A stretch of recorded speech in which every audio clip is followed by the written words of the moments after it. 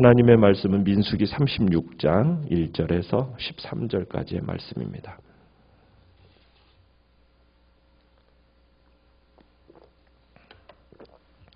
민수기 36장 1절에서 13절까지 교독합니다. 요셉 자손의 종족 중 므낫세 손자 마길의 아들 길르앗 자손 종족들의 수령들이 나와 모세와 이스라엘 자손의 수령된 지휘관들 앞에 말하여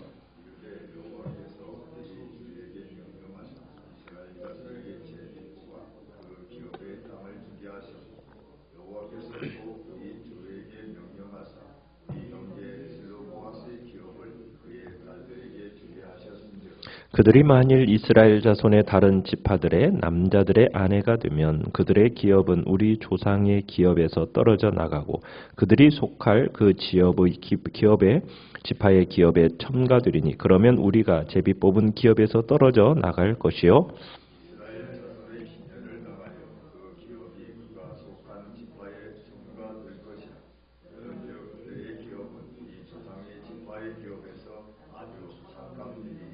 모세가 여호와의 말씀으로 이스라엘 자손에게 명령하여 이르되 요셉 자손 지파의 말이 옳도다.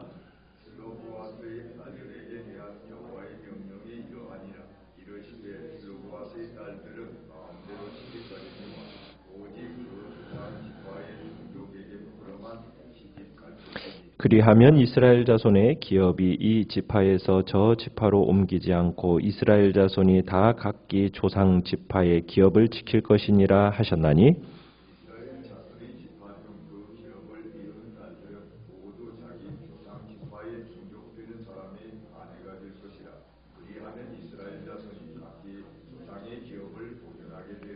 그 기업이 이 지파에서 저 지파로 옮기게 하지 아니하고 이스라엘 자손 지파가 각각 자기 기업을 지키리라.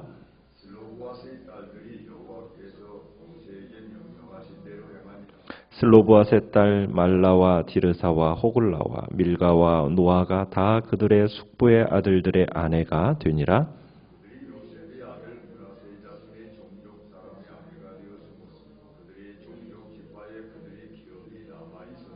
같이 읽습니다.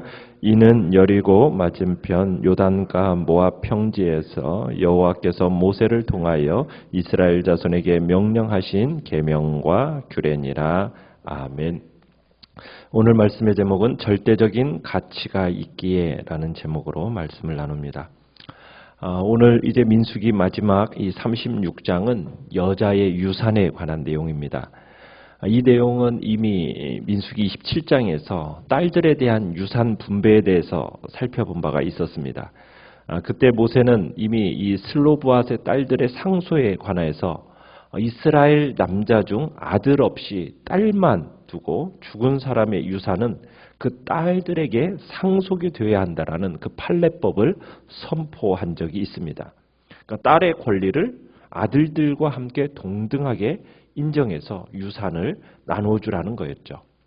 그런데 슬로브앗이 속했던 이 므낫세 지파의 사람들이 모세에게 대표단을 보내 문제를 지적하는 내용입니다.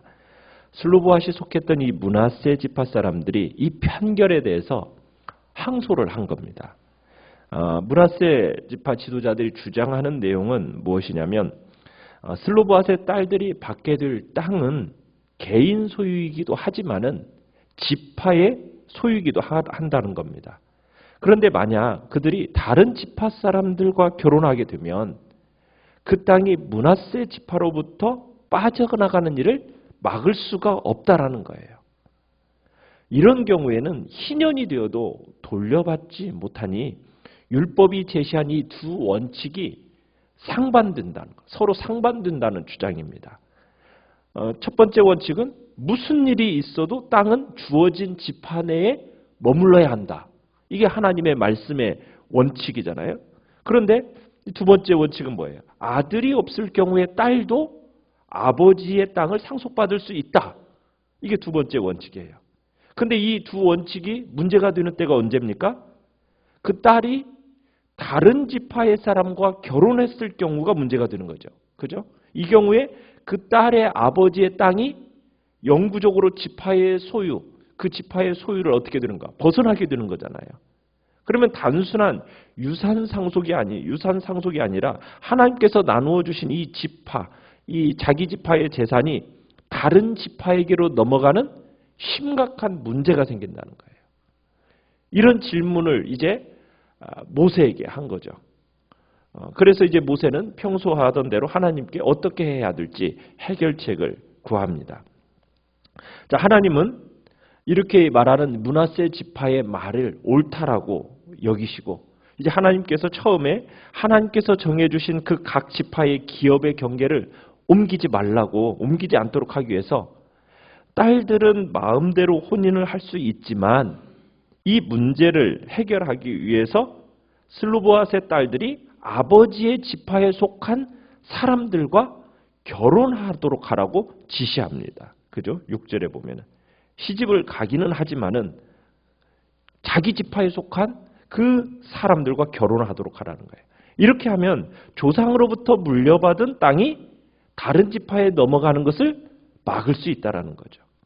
그러니까 딸들이 재산을 가지고 마음대로 지파의 경계를 넘나들면 어떤 현상이 일어나겠습니까? 결혼에 의해서 기업이 많아지는 지파가 있는가 하면 결혼에 의해서 점점 기업이 줄어드는 지파가 생기게 될 수 있어요.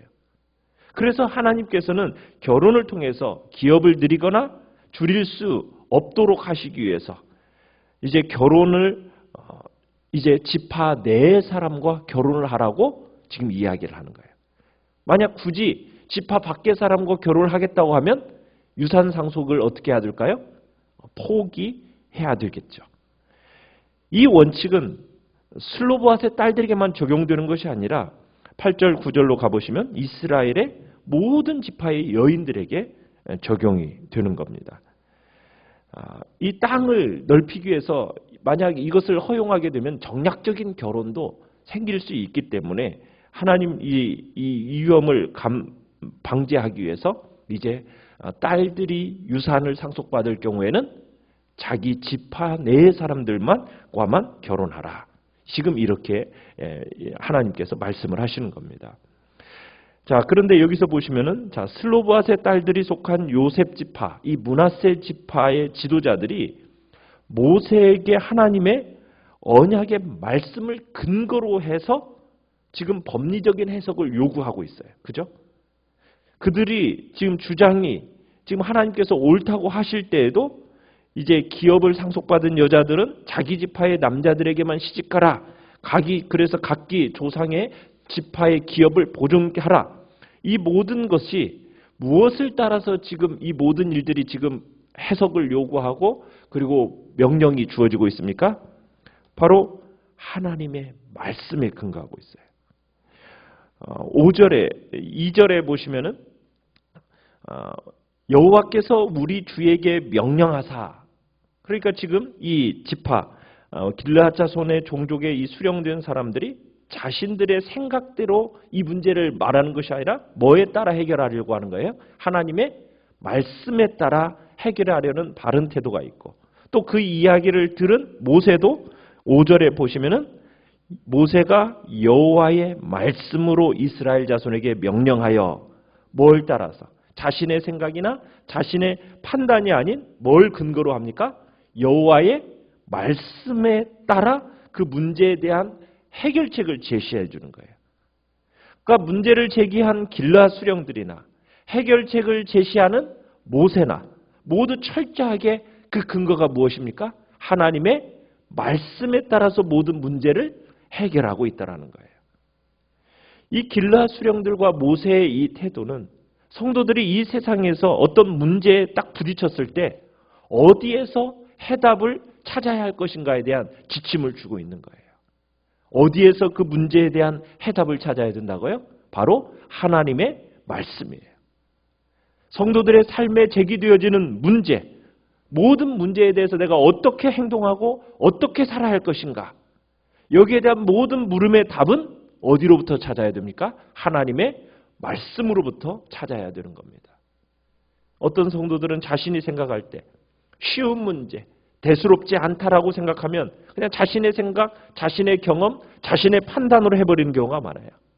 아니면은 도저히 자신의 자신이 해결할 수 없는 문제를 만나면은 그제서야 하나님께 나아가서 기도하고 말씀을 통해 해답을 찾으려고 하는 사람들이 있어요. 그렇게 하면 안 되겠죠. 작은 일이라고 해서 내가 쉽게 판단하고 내가 쉬운 어떤 생각과 경험으로 할 문제가 아니에요. 또 너무 크고 특별한 문제라고 생각하니까 하나님이 아닌 또 사람들에게 달려가서 그 해답을 찾으려고 하는 사람이 있어요. 자기보다 좀 공부를 많이 했다거나 경험이 많다거나 어떤 권력이나 물질이 많은 사람들에게 가서 해결책을 묻는 경우가 있어요. 그렇게 해서는 안 됩니다. 아무리 작고 사소한 일일지라도, 아니 그 반대로 아무리 크고 어려운 문제라 할지라도 언제든지 가장 먼저 기도로 나아가서 하나님께 그 지혜와 그 뜻을 구하고 말씀을 통해서 하나님의 뜻을 발견하는 것이, 그것이 지혜의 모습이라는 겁니다. 우리가 이 세상에서 정말 깊이 고민하고 있는 문제, 하나님보다 더 잘 알고 계시는 분은 없고, 또 이 세상에 우리의 문제에 대해 하나님보다 더 많은 관심과 애정을 가지고 지켜보시는 분도 없음을 믿어요.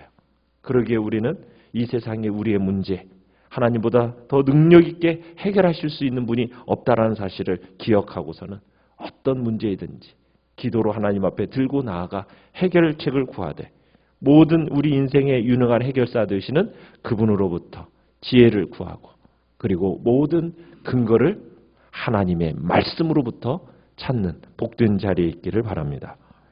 자, 그러면서 슬로보앗의 딸들이 이 하나님의 명령을 듣고 10절, 11절을 보시면 어떻게 했습니까?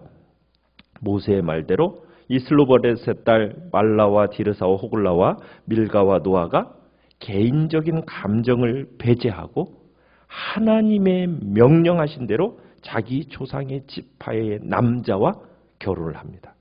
그죠? 하나님의 판결에 복종하면서 모두 누구와 결혼을 하냐면 모두 자기 사촌 오빠들과 결혼을 하게 됩니다. 그러면서 이제 그들이 유산으로 받은 아버지의 땅이 그가 속했던 므낫세 지파 안에 머물러 있는 근거가 마련이 된 거죠. 사촌들과 결혼함으로써 그들의 아버지의 땅이 결과적으로 이제 아버지의 형제에게로 가게 된 겁니다. 우리는 이 슬로보앗의 딸들을 보면서 어떻게 보면 자기의 감정을 배제하고 어떻게 보면 배우자를 선택하는 그 자유를 스스로 포기하는 자리까지 갔다라는 것을 보게 돼요. 무엇이 가장 근거가 되고 있습니까? 하나님의 명하신 명령과 규례를 가치 있고 중요하게 생각했기 때문에 지금 이 하나님의 명령에 순종하는 자리에 간 겁니다. 자기의 감정보다도 무엇을 가치 있게 여기기에, 다른 어떤 것보다도 하나님의 명령에 순종하는 것을 가치 있게 여겼기에 그들의 삶의 기준을 어디에 두고 살아간 겁니까? 하나님의 말씀에 두고 그 말씀의 절대적인 기준으로 정하고 살았기 때문에 이 일이 가능한 거죠. 하나님의 백성으로서, 그리고 그 영원한 기업을 가치 있게 여기고 사모했기 때문에 지금 슬로보앗의 딸들과 같은 이런 복된 결정이 나타나게 된 겁니다. 우리는 하나님의 백성으로서 이 영원한 기업에 대한 소중함을 생각하고 기업을 사모하는 자리에 있고, 나의 감정과 나의 생각이 아닌 하나님의 명령을 지키고자 하는, 그래서 정말 자기의 감정도 배제하고 스스로 어떻게 보면은 배우자를 선택하려는 그 자유까지도 포기하면서 정말 하나님의 뜻을 순종하려는 이 슬로보앗의 딸들을 통해 정말 우리가 살아가야 할 삶의 그 방향성과 또 우리가 붙들고 무엇을 가치 있는, 그리고 무엇을 기준을 따라 살아가야 될지를 다시 한번 생각하며 나아가길 바랍니다. 우리의 개인적인 목표의 어떤 지향적인 삶이 아니라 하나님과의 어떤 관계적인 지향적인 삶을 중요하게 여기고 그 삶을 살아가, 때로는 나의 감정도 다 내려놓고 나의 욕심도 다 내려놓고 오직 하나님의 뜻에 나를 철저하게 순종하며 나아갈 때 그곳에 하나님이 주시는 풍성함의 복이 있고, 때로는 내가 그것을 위해서 참으로 희생하는 것 같이 보여지지만 결국에 그것은 손해가 아니라 비교할 수 없는 축복과 상급의 씨앗이 된다라는 것을 기억하면서 믿음을 끝까지 포기하지 않고 말씀을 거역하는 자리가 아니라 끝까지 말씀을 붙들고 순종의 자리로 나아가는 복된 은혜의 역사가 있기를 간절히 바랍니다. 오늘 말씀을 생각하면서 기도하시고요. 오늘 수요 예배를 위해서 기도해 주시고 계속 이제 주께서 오늘도 선거 가운데 하나님의 은혜가 있도록 위해서 기도해